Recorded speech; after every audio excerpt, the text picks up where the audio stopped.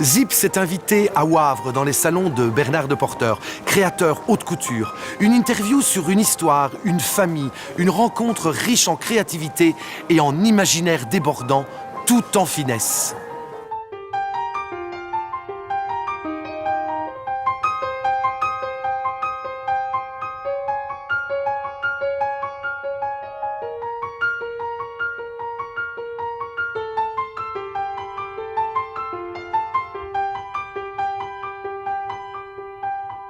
J'ai entendu dire que petit, vous vous promeniez chez les antiquaires. Quand j'étais petit, j'adorais me promener chez les antiquaires parce que c'est vrai que j'ai toujours été attiré par tous les arts décoratifs en général. Et c'est vrai que pour l'inspiration, c'est assez exceptionnel de pouvoir se tourner vers les antiquités. Je suis très nostalgique du passé, donc j'ai besoin de ce passé pour pouvoir écrire l'avenir. Je pense que tout créateur recherche ce passé ou va puiser dans le passé pour écrire l'histoire du futur. Ça a toujours été comme ça. C'est pas pour rien qu'on dit que la mode est un éternel recommencement de toute façon. J'aime beaucoup en tout cas le style de mobilier Louis XVI et qui m'inspire essentiellement aussi pour mes collections. C'est vrai que toutes les époques m'inspirent. Ça peut être l'Art Nouveau, donc pour le style, donc tout ce qui est des années du XVIIIe siècle jusqu'à, je dirais, aux années 50. Et c'est vraiment les années 50 qui est vraiment pour moi la plus belle époque, évidemment après-guerre, point de vue aussi art de vivre, point de vue luxe dans les vêtements. Et c'est vrai que c'est indissociable de mon style les années 50.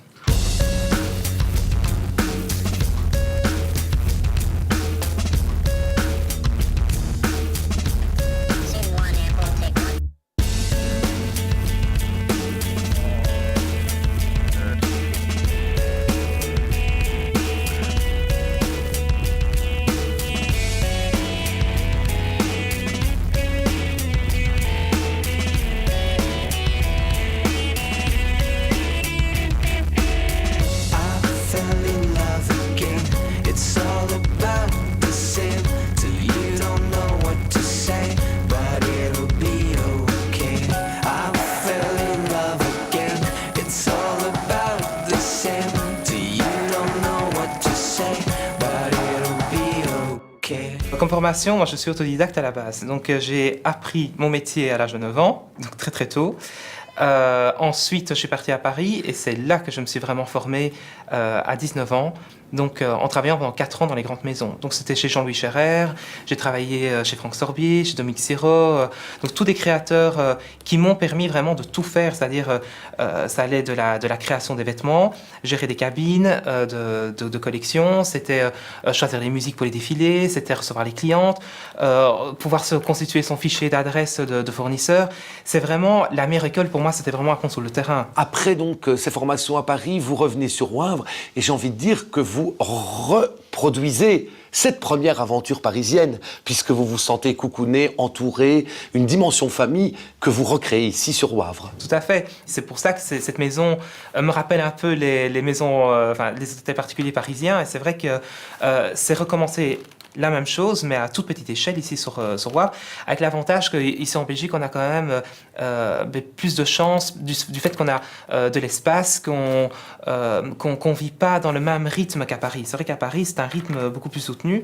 Et comme moi, je ne fais qu'une collection par an d'entre-saison, parce que c'est vrai que je ne fais pas ce que font les autres maisons de couture, ça me permet vraiment de prendre le temps de développer mon concept qui est quand même complètement différent des autres créateurs. J'essaie justement de casser le rythme et de faire des collections parfaitement adaptées au nord de l'Europe, c'est-à-dire des vêtements entre saisons qui ne se démodent pas, des vêtements qui sont donc essentiellement intemporels, qu'on puisse ressortir dans 10 ans et qui n'auront pas pris une ride.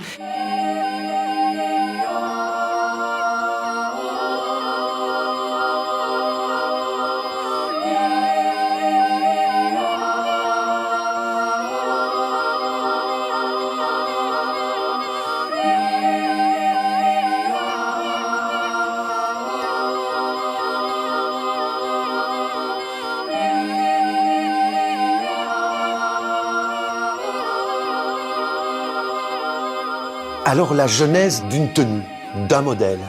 Donc il y a d'abord un thème qui est développé, donc un choix pour la prochaine collection. De ce thème, il y a d'abord des couleurs qui viennent. Donc je définis une palette de couleurs et ensuite je vais d'abord chercher tous mes tissus. C'est-à-dire que j'ai besoin d'avoir le tissu pour pouvoir imaginer la robe. Une fois que j'ai le tissu, c'est d'abord plonger dans tous les bouquins, c'est aller voir dans les musées. Ensuite viennent les brouillons. Donc je commence à dessiner même à 2h du matin, ça peut être à n'importe quelle heure. Et je me constitue des paquets de brouillons où il y a de quoi créer au moins 10 collections différentes.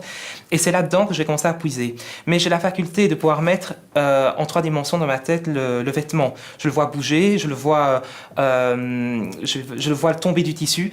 Et comme je sais réaliser des vêtements de A à Z aussi bien dans les tailleurs que dans les robes du soir, dans le flou, tout ce que je dessine est réalisable.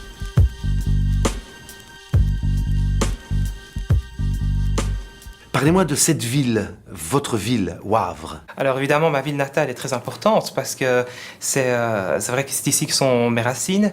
Surtout que la famille est implantée ici depuis déjà le Moyen-Âge, donc ça fait pas mal d'années. Et donc c'est vrai que c'est une ville qui est quand même assez dynamique, où on retrouve énormément d'artisans, des artisans qui sont dans la corseterie, on en a qui sont dans la joaillerie, dont essentiellement ce joaillier avec qui je travaille, qui s'appelle De Zadeler, et qui est une maison qui est vraiment une institution ici en Belgique. Pour Bernard de Porter, qu'est-ce que la mode? Ben pour moi, la mode, elle représente d'abord un art, parce qu'il y a quand même tout un travail de recherche, de création. Pour moi, c'est quelque chose d'essentiel qui permet aux hommes et aux femmes de pouvoir se sentir bien et d'avoir de l'assurance essentiellement pour conquérir.